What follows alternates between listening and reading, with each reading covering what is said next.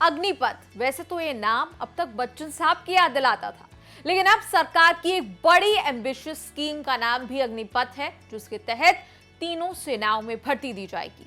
इन soldiers को अग्निवीर कहा जाएगा। अब ये भर्ती कैसे दी जाएगी, कब दी जाएगी, किसे दी जाएगी, कितने वक्त के लिए दी जाएगी, सैलरी कितनी मिलेगी, इन सभी सवालों के जवाब हम आपको पॉइंट बाय पॉइंट देंगे। सबसे पहले चलिए जानते हैं कि अग्निपथ आखिर है क्या। नमस्कार, आप देख रहे हैं न्यूज तक, मैं हूं निधि तनीजा। अग्निपथ स्कीम के तहत युवाओं के पास शॉर्ट टर्म के लिए तीनों सेनाओं में से किसी में भी जाने का मौका होगा। अब आप सोच रहे होंगे कि भाई ये शॉर्ट टर्म आखिर कितना शॉर्ट है। जवाब है 4 साल। 4 साल की सेवा का मौका तमाम युवाओं को मिलेगा। अब सवाल ये कि ये युवा कौन होंगे।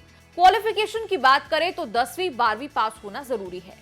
अगर कोई 10वीं पास है और वो अग्निवीर के तौर पर ज्वाइन करता है तो अंत तक उसे 12वीं का सर्टिफिकेट दे दिया जाएगा। अब आते हैं एज लिमिट पर। अब जो युवा हमें देख रहे हैं वो ये भी जानना चाहते होंगे कि क्या हम सरकार की एज लिमिट में फॉल करते हैं या नहीं।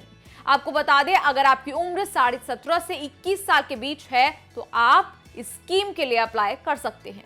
किन पदों पर होगी ये भर्ती? इस नई योजना के तहत केवल अधिकारी रैंक से नीचे के कर्मियों के लिए ये भर्तियां होंगी। कब शुरू होंगी ये भर्तियां? देखिए, अब से 90 दिनों में इन भर्तियों का प्रोसेस जो है वो शुरू हो जाएगा, तो अंदाजा लगा लीजिए लगभग अगस्त से भर्तियां शुरू हो जाएंगी। अब अप्लाई करने के बाद आपको किस तरह की ट्रेनिंग से गुजरना होगा? बता दें, रिगरस मिलिट्री ट्रेनिंग जिस तरह की अब भी दी जाती है, बिल्कुल वैसी ही ट्रेनिंग दी जाएगी एग्जिस्टिंग ट्रेनिंग सेंटर्स पर।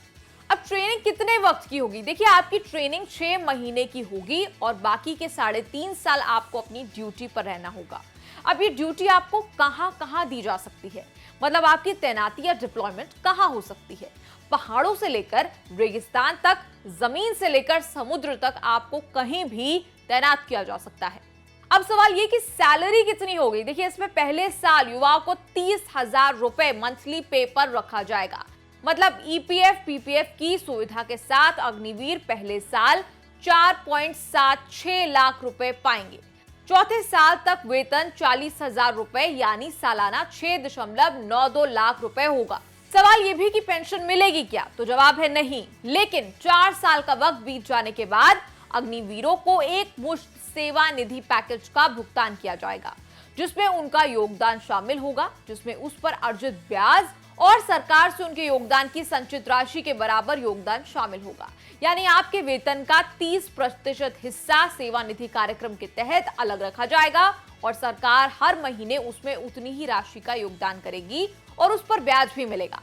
4 साल की सर्विस के बाद हर सैनिक को एक मुश्त राशि के रूप में 11.71 लाख रुपए मिलेंगे। सवाल ये भी क्या कि इस पर टैक्स लगेगा? तो जवाब है नहीं, कोई टैक्स नहीं लगने वाला। क्या सैनिक को कोई अलाउंस मिलेगा? तो जवाब है हाँ। Risk and hardship, ration, dress, travel allowance, ये सब दिया जाएगा।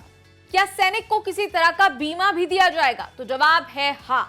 4 साल के लिए 48 लाख रुपए का जीवन बीमा कवर भी मिलेगा।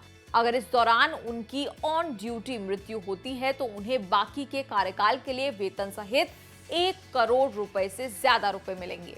अब सबसे बड़ा सवाल ये कि 4 साल बाद इन अग्निवीरों के साथ आखिर होगा क्या?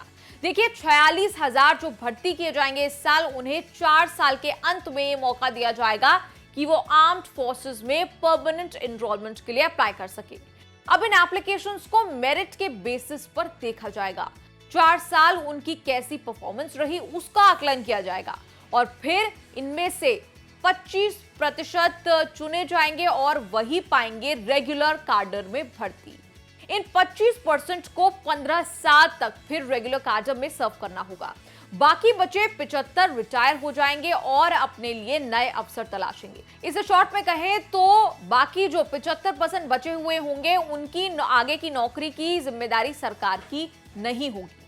आपको ये वीडियो कैसी लगी? आपकी इस पर क्या है राय? कमेंट्स में लिखकर जरूर बताएं और देखते रहिए न्यूज तक।